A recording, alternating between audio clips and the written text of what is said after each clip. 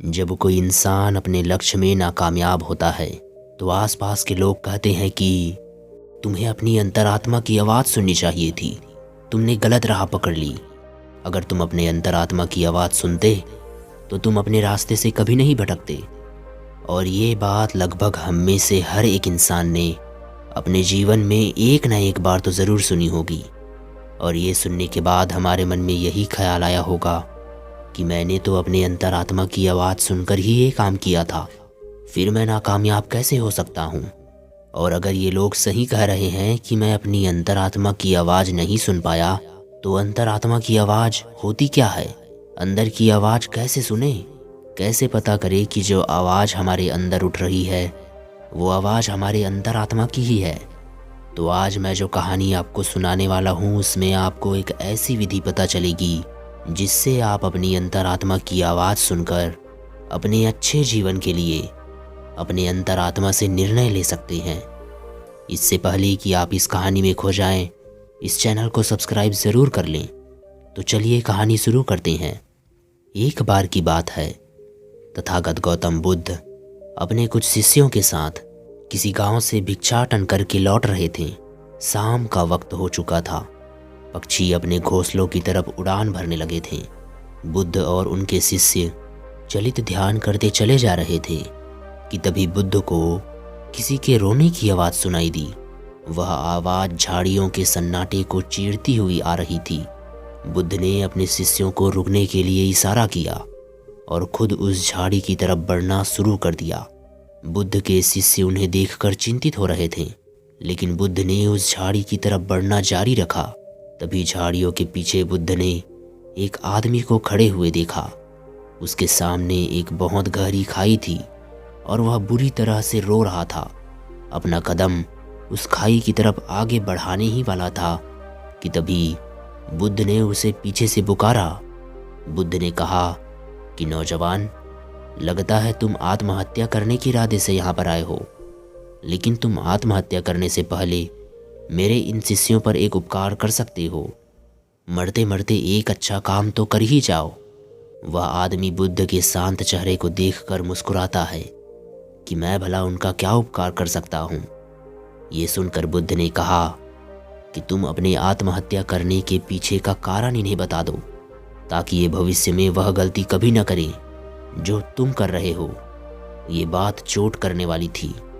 कुछ देर के लिए वहाँ पर सन्नाटा छा गया और उसके बाद उस आदमी ने अपना कदम पीछे हटा लिया और उस आदमी ने कहना शुरू किया। उसने कहा कि आज से 10 साल पहले मैं एक किसान हुआ करता था, खेती बाड़ी करता था और अपना घर चलाता था। उस वक्त मेरे पास धन कम होता था, लेकिन फिर भी मेरे परिवार का गुजारा आराम से चल जाता था। लेकिन मेरी पत्नी अक्सर मुझे ताने देते हुए कहती थी कि हमारे बच्चे बड़े हो रहे हैं, क्या तुम इनके लिए धन नहीं कमाओगे? जब तक हम दोनों जी रहे थे तब तक हमें कोई चिंता नहीं थी। हमारा काम इस खेती बाड़ी से चल जाता था। लेकिन अब जैसे जैसे ये बच्चे बड़े होंगे, इनकी पढ़ाई लिखाई का खर्चा हम कहाँ से उठाएंगे? तुम पैसे कमाने की कोई और व्यवस्था ढूंढो। इस तरह के ताने रोज सुन सुनकर मैं परेशान हो गया था।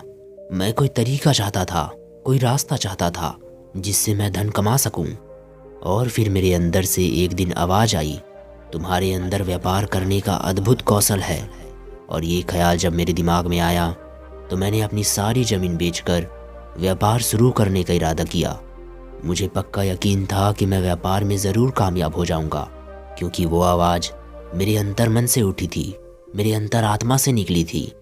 इसीलिए जब सारी ज़मीन बेचकर भी व्यापार चालू करने के लिए धन नहीं जुटा पाया तो मैंने अपने रिश्तेदारों, अपने मित्रों से कर्जा लेना शुरू कर दिया और इस तरह मैंने अपने व्यापार की शुरुआत की। लेकिन पता नहीं मेरे व्यापार पर किसकी नज़र लग गई। शुरुआत में अपने व्यापार को जमाने के लिए मैंने लोगों को उधार सामान देना शुरू कर दिया, लेकिन जितना ही मैं उधार देता रहा उतना ही मेरा धन फंसता रहा और आखिर में उधार इतना ज़्यादा हो गया कि मेरे पास उधार देने की क्षमता ही नहीं बची। और जब मैंने उन लोगों से अपना उधार वापस मांगा तो उन्होंने देने से मना कर दिया और मैंने जितना भी पैसा अपने रिश्तेदारों और मित्रों से लिया था उन लोगों ने भी मुझ पर दबाव बनाना शुरू कर दिया मेरे पास किसी को देने के लिए कोई पैसा नहीं था। जमीन थी वो पहले से ही बिक चुकी थी। अब मैं करता तो क्या करता। तभी मेरे अंतरात्मा ने मुझे ये आवाज़ दी कि अब ये दुनिया तेरे लिए नहीं बची प्यारे, तेरा वक्त यहाँ पर ख़त्म हो चुका है। तू जा छोड़ दे इस दुनिया को, जा आत्महत्या कर ले। और अपने अंदर की आवाज़ सुनकर मैं यहाँ पर आत्महत्या करने के लिए आया हूँ।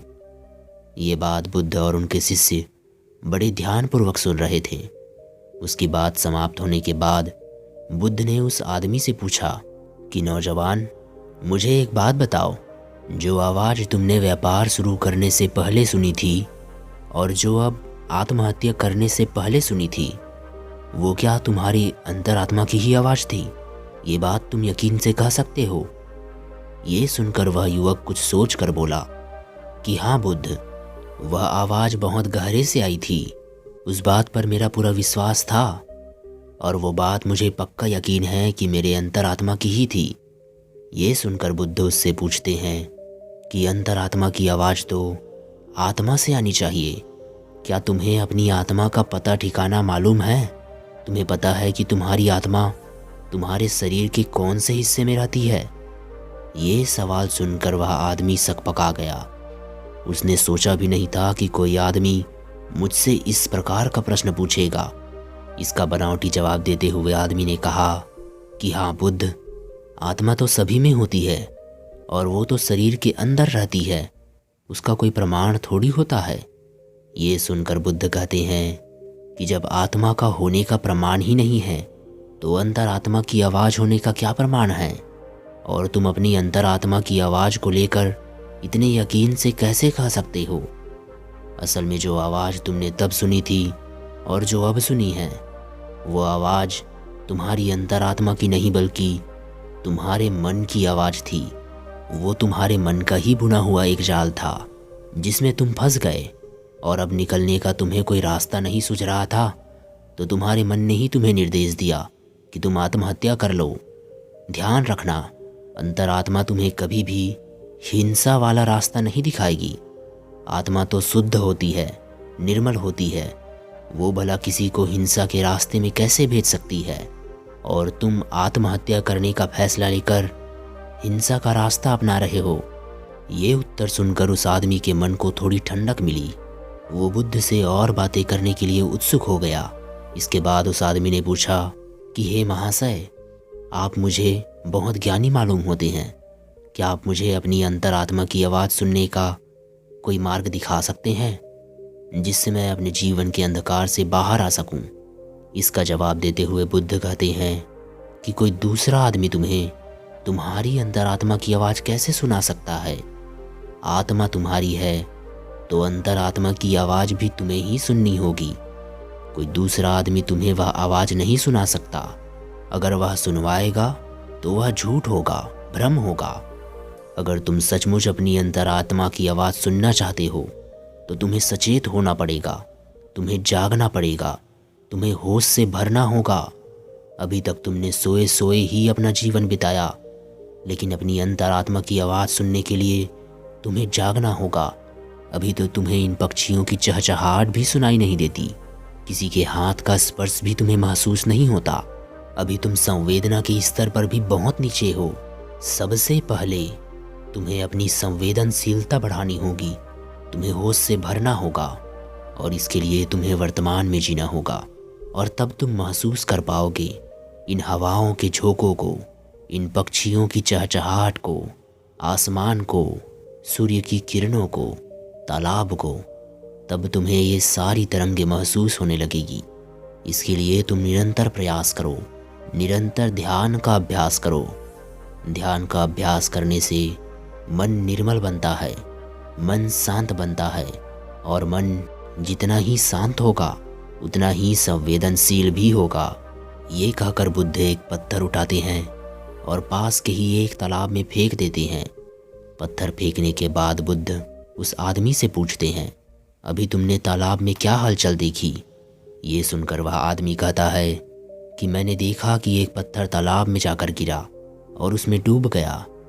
ये सुनकर बुद्ध कहते हैं कि ये सारी चीज़ें तुमने ऊपर ऊपर से देखी है, पानी के नीचे क्या हो रहा है ये तुम्हें अभी नहीं मालूम, और जब तक इस पानी के ऊपर की काई नहीं हटेगी तब तक तुम्हें मालूम भी नहीं होगा कि पानी के नीचे क्या चल रहा है। उसी प्रकार हमारे मन पे जो विचारों का जाल है, हमारे मस्तिष्क को जिन विचारों ने ढक रखा है, वो विचार हमें कभी गहरे में उतरने देते ही नहीं। और जब एक बार विचारों की काई हमारे दिमाग से हटेगी तो नीचे पानी आएगा, और जब वो पानी स्पष्ट हो जाएगा तो हमारा मन भी निर्मल हो जाएगा और हम बहुत ही करुणा से भर जाएंगे, बहुत समयदर्शीलता से भर जाएंगे। फिर हमें ये हवा के झोंके ही आनंद प्रदान करेंगे। ध्यान रखना, मन के विचार ध्यान से शांत हो जाएंगे, और मन को साफ करने के लिए दिव्य प्रेम का अभ्यास करो। जब दिव्य प्रेम तुम्हारे अंदर पनपने लगता है तो तुम्हारा जीवन ही अपने आप में ध्यान बन जाता है। ये सुनकर वह आदमी पूछता है कि हे बुद्ध, ये दिव्य प्रेम क्या होता है? ये तो आज से पहले मैंने कभी सुना भी नहीं। उसका जवाब देते हुए बुद्ध ने कहा कि दिव्य प्रेम किसी विषय वस्तु से नहीं बना होता, ना वो किसी लालच से जुड़ा होता, ना किसी आकांक्षा से जुड़ा होता है। वो तो सर्वत्र होता है, वो तो सभी से होता है, पक्षियों से, फूलों से, जानवरों से, इंसानों से, पेड़ पौधों से। उन सब के लिए जब तुम्हारे मन से प्रेम उमड़ने लगता है तो वही दिव्य प्रेम बन जाता है। अगर तुम उसका अभ्यास करना चाहते हो तो उसकी शुरुआत अभिनय से करो। जब भी तुम्हारे पास समय हो तुम खाली बैठ जाओ और ये अभिनय करो। ये सोच बनाओ कि तुम किसी पेड़ की तरफ प्रेम की तरंगे भेज रहे हो, और वापस में वह पेड़ भी तुम्हारी तरफ प्रेम की तरंगे भेज रहा है। उसके बाद जैसे जैसे तुम ये अभ्यास करते जाओगे दिव्य प्रेम उमड़ने लगेगा, और धीरे धीरे वह दिव्य प्रेम सर्वत्र हो जाएगा, सभी के लिए हो जाएगा। और उसके बाद तुम्हें अपनी आत्मा की झलक मिलेगी। तब तुम्हें पता चलेगा कि आत्मा क्या होती है और अंतरात्मा की आवाज़ क्या होती है।